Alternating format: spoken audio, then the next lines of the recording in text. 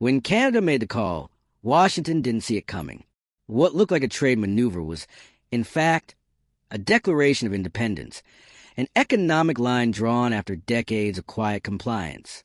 For years, the U.S. dictated the terms of trade, confident in its dominance, while Canada played the role of junior partner.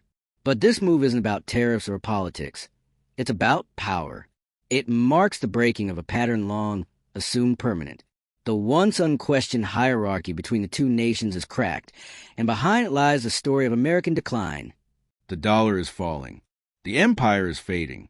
But your voice is rising. Don't just watch history happen. Be part of it. White Heavy Checkmark subscribe to this channel for more fearless analysis from Richard Wolff and voices the mainstream media refuses to platform. Deindustrialization, over-reliance on speculation, and a hollowed-out economy that can't withstand pushback. Canada's decision is not rebellion. It's reality forcing its way into the conversation. The deeper truth behind this rupture isn't just about shifting alliances. It's about exposure. The blackout reveals how vulnerable the U.S. has become after decades of chasing profit over production, outsourcing strength for short-term gain. It signals that dependence on foreign labor, imported materials, and unequal trade is no longer a sign of strategy, but of decay. This moment, painful as it is, strips away the illusion of invincibility. It forces a confrontation with the broken promises of globalization and with the people, especially workers, left to bear its cost. Real strength now lies in reciprocity, not coercion. And the path forward, if one exists, starts with admitting the system has failed. Canada just slammed the brakes on trade with the United States. Not a slowdown, not a dispute, a full-blown blackout. And this isn't just another chapter in diplomatic friction. It's a declaration, a warning shot, and the most dramatic sign yet that the age of American economic dominance is collapsing under its own weight. This isn't about tariffs or paperwork delays. This is about a foundational shift, a recognition that the decades-long economic dynamic between Canada and the U.S. has been built on imbalance, dependency, and exploitation. For far too long, the United States dictated the terms. Canada complied. It was a lopsided relationship framed as cooperation, when in reality, it was thinly veiled coercion. But now, Canada is saying no more. This blackout is about sovereignty, about standing up to the myth of American invincibility and exposing a brittle, hollow empire running on fumes.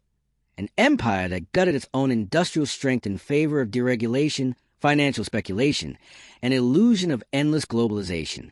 This isn't just symbolic. It's seismic. The U.S. economy, once the industrial powerhouse of the world, is now exposed, utterly dependent on imports, foreign labor, and overseas technology. It's a shell of what it once was. Decades of offshoring factories, slashing protections, and favoring Wall Street over Main Street have created a monster with no spine. Canada's move tears off the mask. The U.S. is no longer the unshakable titan it claims to be, and this blackout proves it. But let's be crystal clear. This didn't happen overnight. This is a consequence of decades of policy choices rooted in greed. Neoliberalism promised prosperity through free trade. What it delivered was deindustrialization, inequality, and economic fragility. Canada knows this. And more importantly, Canada has had enough of playing subordinate in a system that benefits American elites while leaving Canadian workers exposed to the ripple effects of U.S. dysfunction. This trade blackout is not rebellion. It's a correction, a long overdue reckoning with the reality that unequal partnerships only serve the powerful. Canada is choosing self-determination, choosing to reject a model that treats it like a dependent appendage to the U.S. economy. And in doing so, it's challenging a much bigger lie, that America's dominance is eternal, inevitable, and unquestionable. Let's talk about that dominance. What's left of it? The U.S. economy is a house of cards propped up by debt, inflated markets, and outsourced supply chains. It doesn't build. It buys. It doesn't lead. It extracts. And when foreign partners finally say, no more, the cracks start to show. This blackout isn't just Canada asserting sovereignty. It's a mirror, forcing America to look at what it's become, a nation that hollowed out a productive base in favor of speculation and control. The real tragedy? The workers. Always the workers. Whether they're in Ontario or Ohio, they're the ones paying the price for this system. Truckers, factory hands, farmers, people who built these economies with their hands and sweat, are now caught in the crossfire of elite decisions made behind boardroom doors and Capitol Hill corridors. These are the lives disrupted. These are the communities destabilized. And they're the ones who had no say in the policies that led to this collapse. This blackout strips away the polite fiction that globalization was ever about mutual benefit. It wasn't. It was about extraction, about maximizing profits for corporations while gutting the foundations of national economies. The U.S. led that charge. Canada followed. Now, Canada is putting the brakes on a model that left both countries poorer in spirit, solidarity, and stability. This isn't about nationalism. This is about survival. Canada is saying the status quo is unsustainable. That dependency on American infrastructure, on American politics, on American chaos, is no longer tenable. And the U.S. is finally being forced to grapple with its own vulnerability. It's not the invincible giant it pretends to be. It's a fragmented economy dangling by supply chains it doesn't control and labor forces it doesn't value. And make no mistake, this blackout is a warning to every other country that's been trapped in this web. If Canada can push back, so can others. The days of one-sided trade deals and imperial economic hierarchies are numbered. The American empire, economically speaking, is starting to rot from within, and this blackout is the smell reaching the surface. It's also a moral crisis. The U.S. built its economy not just on trade, but on exploitation of labor, of foreign resources, of weaker partners. That's not just impractical. It's unsustainable. Dependency isn't just a strategic liability. It's a moral failure. And Canada's move forces that into the open. The fallout won't be pretty. Jobs will be lost. Supply chains disrupted. Communities shaken. But don't confuse pain with failure. This is pain with purpose. This is the cost of transformation. The alternative, continuing down a path of inequality, fragility, and denial, is far worse. What's happening now is a chance to reset, to rebuild relationships on respect, not dominance, on fairness, not force. And let's talk about the fantasy that America is self-sufficient. That illusion is dead. The blackout kills it. America needs the world far more than the world needs America. It needs Canadian energy, technology, materials, and market access. The blackout proves just how deep that need runs, and how dangerous that overconfidence has been. For years, Washington exported the myth that American leadership meant stability, but what it delivered was instability masked as strength. The real engine of progress has always been cooperation, not coercion, but that's not what the American model has encouraged. It built walls of control and dependency. Now, those walls are collapsing. The good news? This moment of rupture is also a moment of opportunity. Canada has shown that sovereignty isn't just a slogan, it's a strategy. And for the U.S., if it's willing to wake up, this blackout can be the jolt needed to confront reality, to shift from hollow dominance to genuine partnership, to stop treating trade as a weapon and start seeing it as a tool for mutual growth. But let's be honest, that's going to take work.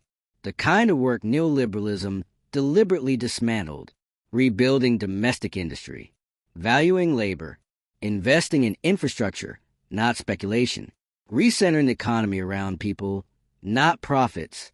These aren't just policy adjustments. They're moral imperatives. And the clock is ticking. If this moment is ignored, if it's minimized or spun as a blip, the U.S. will tumble further into decline because the rest of the world is watching, and they're learning that the old model, where one country dominates and the rest comply, isn't just unjust, it's unviable. Workers on both sides of the border deserve better. They deserve systems that work for them, not against them. And that starts with honesty. Honesty about where we are, about what's broken, and about what must change. This blackout is that moment of clarity, a painful, necessary confrontation with the truth. It says that empire, in the economic sense, is not a permanent condition.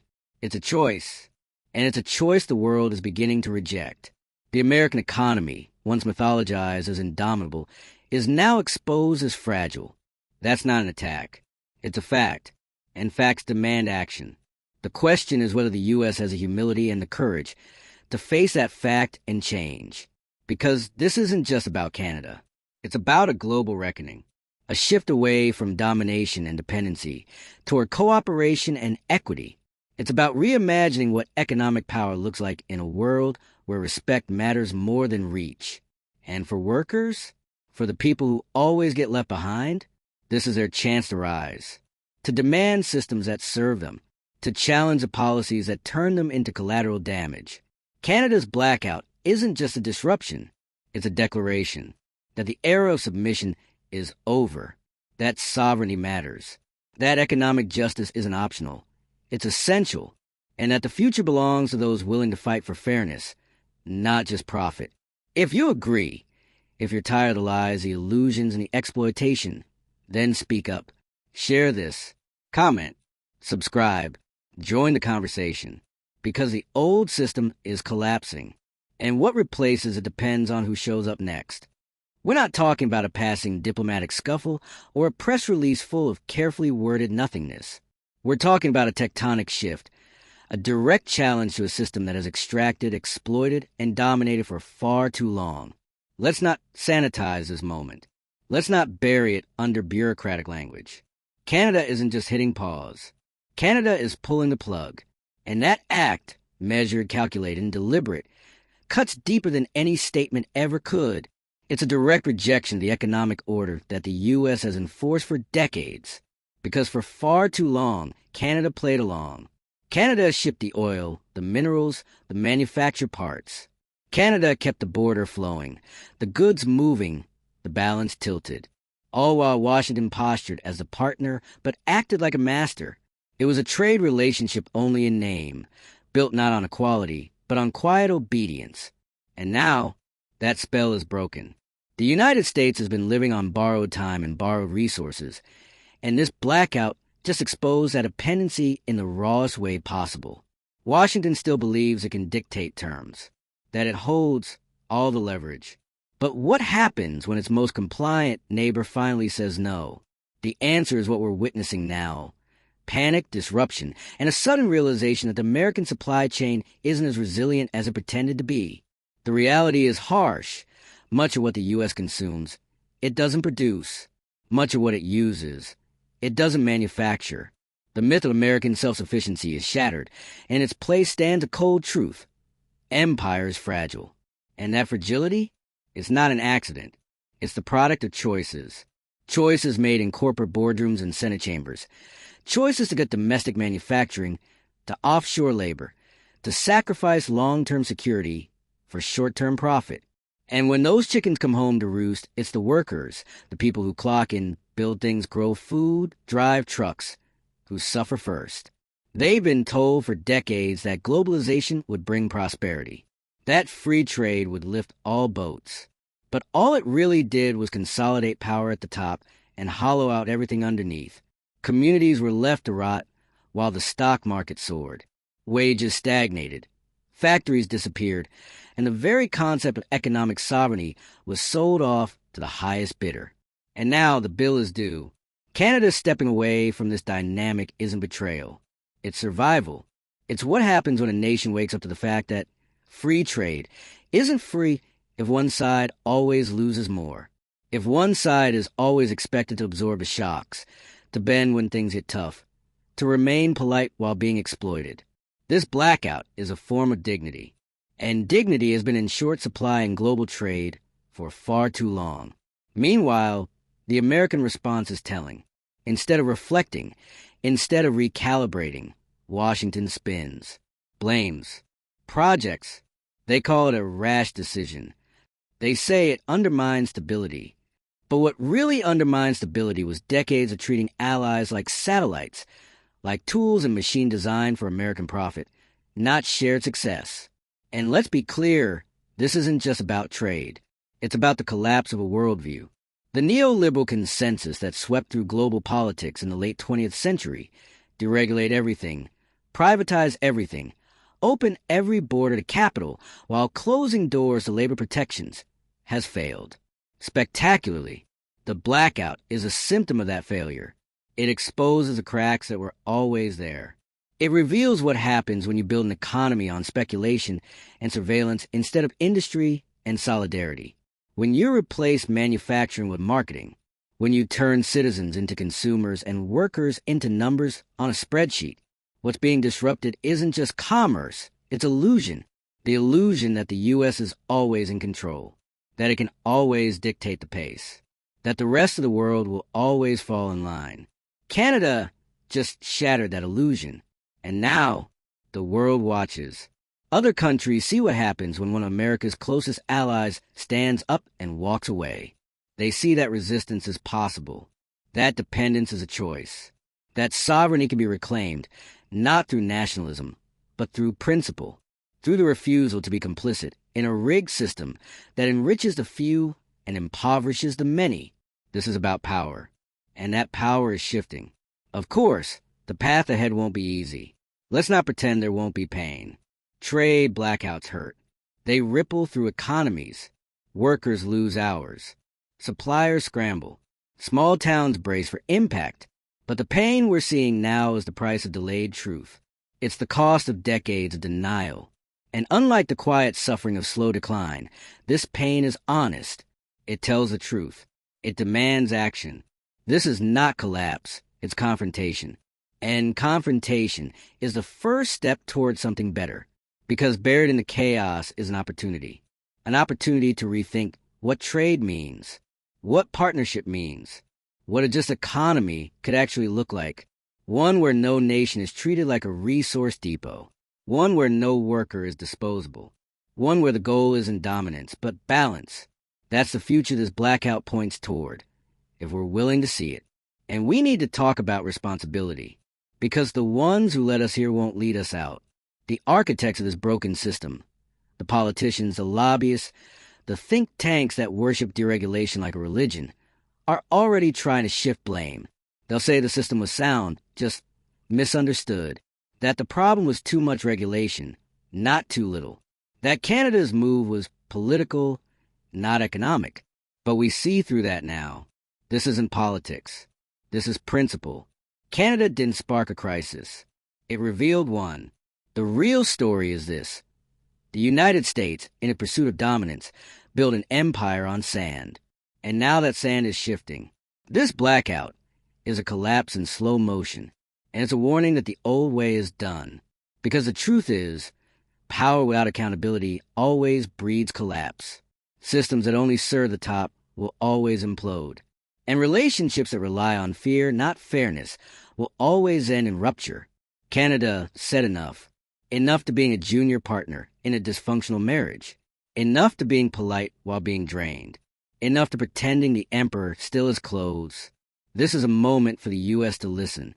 To learn, and maybe, just maybe, to change. Because if it doesn't, others will follow Canada's lead. The blackout will become a blueprint, and the American economy, already stretched, will face a reckoning far larger than a border dispute.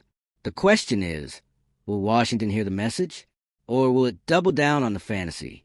Because that's what this is now, a test, not of power, but of humility, of whether the U.S. can finally admit that it's not invincible.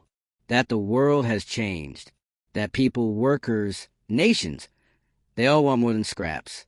They want dignity, respect, reciprocity.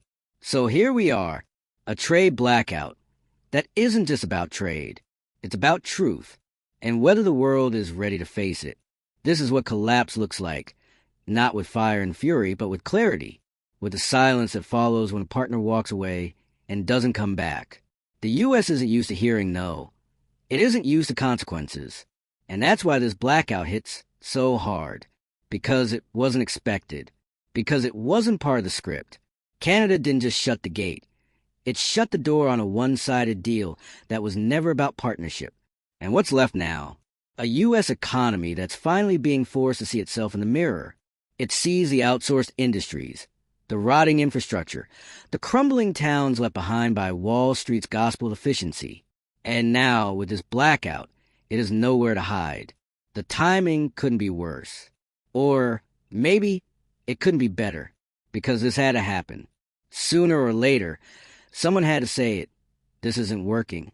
And Canada did, not with aggression, not with sabotage, but with self-respect, with the courage to step away from a rigged table and say, we're not playing your game anymore. That takes guts, and it takes clarity, and it sends a message loud and clear to the rest of the world. You can reclaim your voice. You can walk away from exploitation disguised as cooperation. You don't have to play the role they wrote for you. This isn't just about trade routes and tariffs. This is about the global balance of power shifting in real time, about the unraveling of a system that believed it could run forever on control and coercion. It can't. It won't. Because people, real people, are waking up. And that's the heart of it. The workers, the communities, the everyday people who've paid the highest price for policies they never voted for and never benefited from. They've watched their jobs disappear, their wages stagnate, their futures shrink. They've lived through the slow grind of being told they're necessary, then being treated like they're disposable. Now, their pain is no longer invisible. It's front and center. This blackout, it's not just a policy change. It's a reckoning, a line in the sand, a refusal to keep pretending that the old system is sustainable. So what comes next? That depends on us. Do we keep chasing a fantasy of empire and dominance? Or do we rebuild, smaller, slower, more humane? Do we keep silencing the workers? Or do we finally listen to them? Do we double down on extraction? Or do we shift to cooperation? Because the truth is, this moment won't last forever. The choices made now will define what comes next. For Canada, for the United States, for every nation trying to claw its way out from under the weight of a broken system. So don't look away. Talk about this. Share this message. Demand better. Hit that subscribe button. Leave a comment. Start a conversation. Because the world is changing and silence is no longer an option. The blackout has begun. The empire has been warned. The people are watching.